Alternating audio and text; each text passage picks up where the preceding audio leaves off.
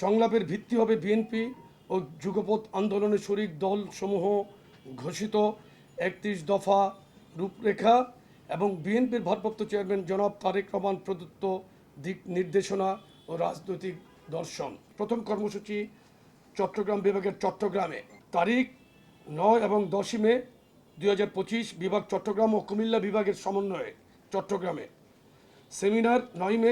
সেমিনারের মূল প্রতিপাদ্য কর্মসংস্থান ও বহুমাত্রিক শিল্পায়ন নিয়ে তারুণ্যের ভাবনা। সমাবেশ 10 মে তারুণ্যের রাজনৈতিক অধিকার প্রতিষ্ঠার সমাবেশ। দ্বিতীয় কর্মসূচি খুলনা ও বরিশাল বিভাগের সমন্বয়ে খুলনাতে, ভেন্যু খুলনাতে, তারিখ 16 এবং 17 মে। সেমিনার 16 মে। সেমিনারের মূল প্রতিপাদ্য শিক্ষা, স্বাস্থ্য ও মৌলিক অধিকার নিয়ে তারুণ্যের ভাবনা। পরের দিন 17 মে সমাবেশ, তারুণ্যের রাজনৈতিক অধিকার প্রতিষ্ঠার সমাবেশ। তৃতীয় কর্মসূচি ভেন্যু বগুড়াতে হবে।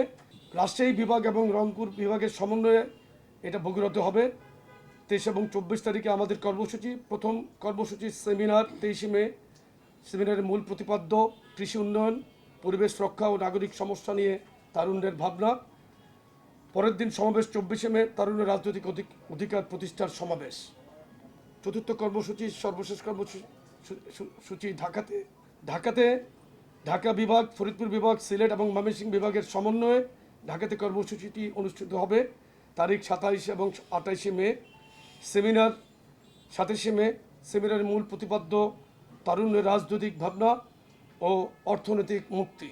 এবং বরাবরের মতো সমাবেশ 28 মে, তারুণ্যের রাজনৈতিক অধিকার প্রতিষ্ঠার সমাবেশ। বান্ডেল থাকলে প্রতি সেনমানিতে টাকা বাঁচবে। বিকাশ সেনমানি বান্ডেল কিনে জিতুন প্রতি লেনদেনে। তারুণ্যই কিন্তু আগামীতে বাংলাদেশকে নেতৃত্ব দিবে। জুলাই আগস্টে নেতৃত্ব দিয়েছে বিএনপি, একটি জনসম্পৃক্ত দল, বাংলাদেশের সবচাইতে বৃহত্তম একটি রাজনৈতিক দল। বিএনপি বাংলাদেশের স্বাধীনতা যুদ্ধ থেকে শুরু করে জুলাই আগস্টের গণঅভ্যুত্থান পর্যন্ত প্রত্যেকটি প্রোগ্রামে বিএনপি সার্বিকভাবে অগ্রগণ্য ভূমিকা রেখেছে, নেতৃত্ব দিয়েছে। স্বাধীনতা যুদ্ধে যেমন নেতৃত্ব দিয়েছেন শহীদ রাষ্ট্রপতি জিয়াউর রহমান, জুলাই আগস্টের বিপ্লবে নেতৃত্ব দিয়েছেন সাড়ে 17 বছর 7 মাস কিন্তু বাংলাদেশের শাসন ব্যবস্থা ছিল নির্যাতনের শাসন ব্যবস্থা। মঈনুদ্দিন ফখরুদ্দিনের 2 বছরকে ধরে, আওয়ামী লীগের 15 বছর 7 মাসকে যদি আপনারা সম্পৃক্ত করেন, যোগ দেন, এই 17 বছর 7 মাস কিন্তু আমরা ব্যাপকভাবে নির্যাতিত, নিষ্পেষিত ছিলাম। বাংলাদেশের মানুষের কোনো অধিকার ছিল না, রাজনৈতিক অধিকার ছিল না, ভোটের অধিকার ছিল না, বাক স্বাধীনতা ছিল না। সেই স্বাধীনতাকে তারুণ্য যখন এগিয়ে নিয়ে গিয়েছে জুলাই আগস্টে, কিন্তু নেতৃত্ব ছিল কিন্তু বিএনপি।